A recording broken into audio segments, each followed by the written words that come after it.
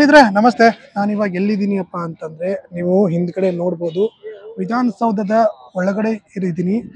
ನಾವು ಇಷ್ಟು ದಿನ ಬಂದ್ರೆ ಏನು ಮಾಡ್ತಾ ಇದ್ವಿ, ವಿಧಾನಸೌಧದ ಫ್ರಂಟ್ಗೆ ಬಂದ್ಬಿಟ್ಟು ಫೋಟೋ ಹೊಡ್ಸ್ಕೊಂಡು ಹೋಗ್ತಾ ಇದ್ವಿ. ಇವಾಗ ವಿಧಾನಸೌಧದ ಒಳಗಡೆ ಬಿಡ್ತಾ ಇದ್ದಾರೆ ಅಂದ್ರೆ ಏನು ವಿಶೇಷ ಇದೆ ಅಂತ ಕೇಳ್ಬೋದು. ಪುಸ್ತಕ ಮೇಳ ನಡೀತಾ ಇದೆ. ಎಷ್ಟನೇ ತಾರೀಕಿಂದ 27ನೇ ತಾರೀಕಿಂದ 3ನೇ ತಾರೀಕು ಮಾರ್ಚ್ 3ವರೆಗೂ ಇದೆ.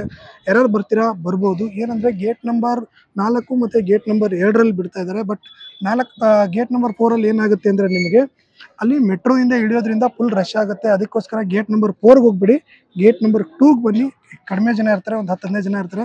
ನಾವು ಒಂದು 5 ನಿಮಿಷದಲ್ಲಿ ಒಳಗಡೆ ಬಂದ್ವಿ. ಏನಾದರೂ ನೀವು ಗೇಟ್ ನಂಬರ್ 4 ಕಡೆಯಿಂದ ಬಂದರೆ ನಿಮಗೆ 1 ಅವರ್ 2 ಅವರ್ವರೆಗೂ ಕ್ಯೂ ಇದೆ. ಇವಾಗ ಬನ್ನಿ ಏನೇನೆಲ್ಲ ಇದೆ ಒಳಗಡೆ ವಿಶೇಷ ಅಂತ ಹೇಳ್ಬಿಟ್ಟು ನೋಡೋಣ. ನಾವು ಕೂಡ ಈ ಎಂಟ್ರೆನ್ಸ್ಗೆ ಇನ್ನು ಇದೆ ಅಂದರೆ ಫಸ್ಟ್ ಟೈಮ್ ಅಂತಲೇ ಹೇಳ್ಬೋದು. ಯಾವತ್ತೂ ಕೂಡ ಈ ರೀತಿ ಒಳಗಡೆ ಬಿಟ್ಟಿರಲಿಲ್ಲ. ಯಾರ್ದಾದ್ರು ಪರ್ಮಿಷನ್ ಇದ್ದರೆ ಮಾತ್ರ ಬಿಡ್ತಾಯಿದ್ರು. ಇವಾಗ ಎಲ್ಲರಿಗೂ ಪರ್ಮಿಷನ್ ಇದೆ. ಬನ್ನಿ ಹೋಗೋಣ. ನಮ್ಮ ವಿಧಾನಸೌಧದ ಕಲ್ಲು ಯಾವ ರೀತಿ ಇದೆ ಅಂತ ಹೇಳ್ಬಿಟ್ಟು ಮುಟ್ಬಿಟ್ಟು ನೋಡೋಣ ಬನ್ನಿ. ನಾವು ಎಂಟ್ರಿಯಿಂದ ಒಳಗಡೆ ಬಂದ ತಕ್ಷಣ ನಮಗೆ ಈ ರೀತಿಯ ಸ್ಟಾಲ್ಗಳು ಸಿಗುತ್ತೆ. ಎಲ್ಲನೂ ಕೂಡ ಒಂದೊಂದು ಏನು ಅಂದರೆ ಪುಸ್ತಕ ಮಳಿಗೆಗಳು ಆಗಿರ್ಬೋದು. ಅದೇ ರೀತಿ ವಾಸವಿ ಅಂದರೆ ಅವ್ರವ್ರದ್ದೇ ಆದ ಬ್ರ್ಯಾಂಡ್ಗಳು, ಏನು ಪುಸ್ತಕದೇನು ಪ್ರಿಂಟ್ ಮಾಡ್ತಾರೆ ಅವ್ರವ್ರದ್ದೇ ಕಂಪ್ನಿಯ ಬ್ರ್ಯಾಂಡ್ಗಳು ಇಲ್ಲಿ ಇದಾವೆ ಅಂತ ಹೇಳ್ಬೋದು. ಎಲ್ಲ ಇಲ್ಲಿ ನೋಡ್ತಾ ಇದ್ರೆ ಎಲ್ಲ ಬ್ರ್ಯಾಂಡ್ಗಳಿದೆ. ಪುಸ್ತಕ ಭಾರತಿ ಅಂತಿದೆ, ಅದೇ ರೀತಿ ಪಟ್ಟಣಗೆರೆ ರಂಗನಾಥ ಸೇತುವೆ ಅಂದರೆ ಒಬ್ಬೊಬ್ಬರು ಟ್ರಸ್ಟ್ ಕಡೆಯಿಂದ ಏನು ಇಸ್ಕಾನ್ ಹೊಂದಿದೆ. ಅದೇ ರೀತಿ ಇಲ್ಲಿ ನೋಡ್ಬೋದು ಎಲ್ಲ ಥರದ ಇದ್ದಾವೆ. ನಾವಿಲ್ಲಿ ಫ್ರಂಟ್ ಗೇಟ್ ಏನಿದೆ, ಎಂಟ್ರೆನ್ಸ್ ಏನು ನೀವು ಕಟ್ಟೆಗಳನ್ನ ಏನು ನೋಡಿರ್ತೀರ ಅಲ್ಲಿಗೆ ನಾನು ಬಂದಿದ್ದೀನಿ. ಬಟ್ ಫ್ರಂಟ್ಗೆ ಏನೋ ಕಾರ್ಯಕ್ರಮ ಇರೋದ್ರಿಂದ ಅಲ್ಲಿ ಬಿಡ್ತಾ ಇಲ್ಲ. ಇವಾಗ ಅದ್ರ ಕೆಳಗಡೆನೇ ಇದ್ದೀನಿ. ತುಂಬ ಖುಷಿ ಆಗ್ತಾ ಇದೆ. ನಾನು ಇವಾಗ ಎಲ್ಲಿದ್ದೀನಿ ಅಂದರೆ ಫ್ರಂಟ್ ಮುಂದ್ಗಡೆ ಇರುವಂಥದ್ದು. ಬಟ್ ನೀವು ತುಂಬ ಜನರಲ್ಲಿ ಇರುತ್ತೆ ಗೇಟ್ ಒಳಗಡೆ ಬಿಟ್ಟಿದ್ದಾರೆ ಅಂದರೆ ನಮ್ಮನ್ನು ಒಳಗಡೆ ಬಿಡ್ತಾರೆ ಅಂತ ಹೇಳ್ಬಿಟ್ಟು. ಇಲ್ಲ, ಯಾವುದೇ ಕಾರಣಕ್ಕೂ ಒಳಗಡೆ ಬಿಡಲ್ಲ. ನಾವೇನು ಇಲ್ಲಿ ಸ್ಟಾಲ್ಗಳನ್ನ ಹಾಕಿದ್ದಾರೆ. ಇಲ್ಲಿ ನೀವು ನೋಡ್ತಾ ಇರ್ಬೋದು. ಏನು ಅಂದರೆ ಬುಕ್ ಸ್ಟಾಲ್ಗಳು, ಎಲ್ಲ ಬುಕ್ ಸ್ಟಾಲ್ಗಳಿದೆ. ಅದೇ ರೀತಿ ಫುಡ್ ಬೇಕಾದ್ರೆ ಫುಡ್ ಕೂಡ ಇದೆ. ನೀವು ಇಲ್ಲಿ ಬರ್ಬೋದು. ಅಂದರೆ ಇದೇ ಪ್ರಪ್ರಥಮ ಬಾರಿಗೆ ಬಿಟ್ಟಿರುವಂಥದ್ದು.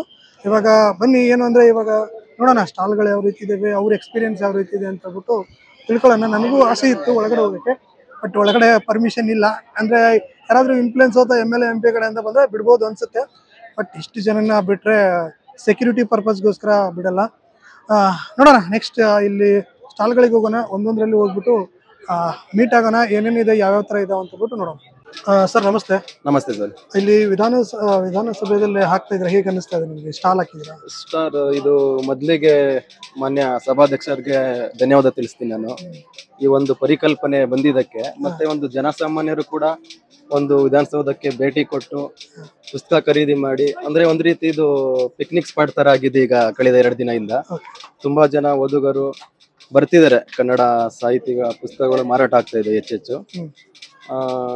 ಕನ್ನಡ ನಾಡು ನುಡಿ ಮತ್ತೆ ಮಕ್ಕಳು ಸಾಹಿತ್ಯ, ಈ ತರದ ಹಲವಾರು ಪುಸ್ತಕಗಳು ತುಂಬಾ ಮಾರಾಟ ಆಗ್ತಾ ಇದೆ. ಅಂದ್ರೆ ಸರ್ ಅನ್ಕೊಂಡಿದ್ರಾ ವಿಧಾನಸೌಧದಲ್ಲಿ ನಾವು ಸ್ಟಾಲ್ ಹಾಕ್ತಿದೆ ಅಂತ?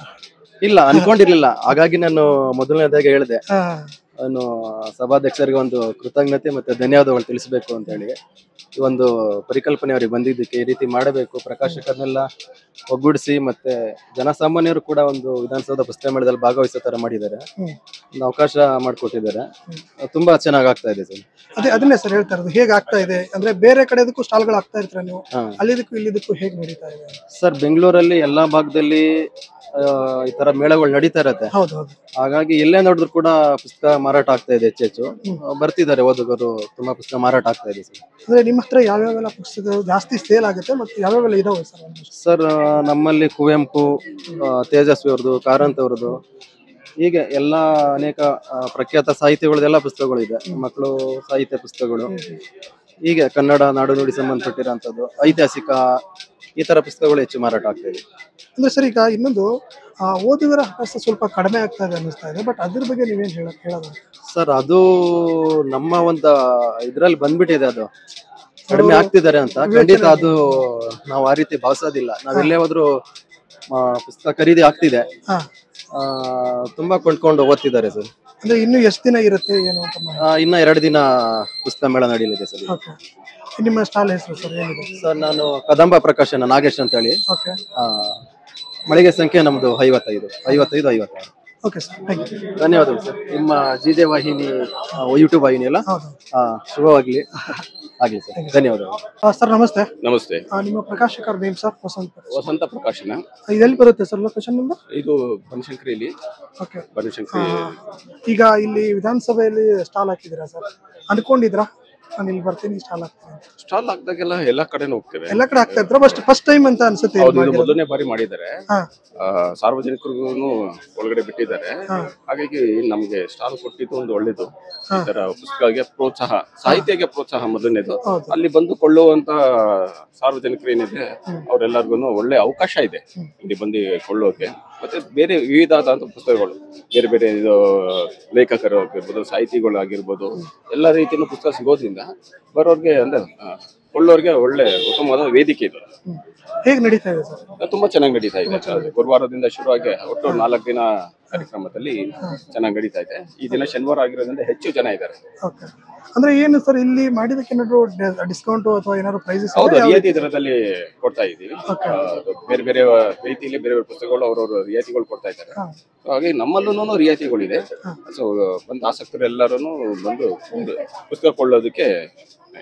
ಅಂದ್ರೆ ನಿಮ್ಮ ಹತ್ರ ಯಾವ್ಯಾವೆಲ್ಲ ಪುಸ್ತಕ ಸಿಗುತ್ತೆ ಸರ್? ನಮ್ಮ ಹತ್ರ ಕಾದಂಬರಿ ಸಿಗುತ್ತೆ, ವಿಮರ್ಶೆ ಸಿಗುತ್ತೆ,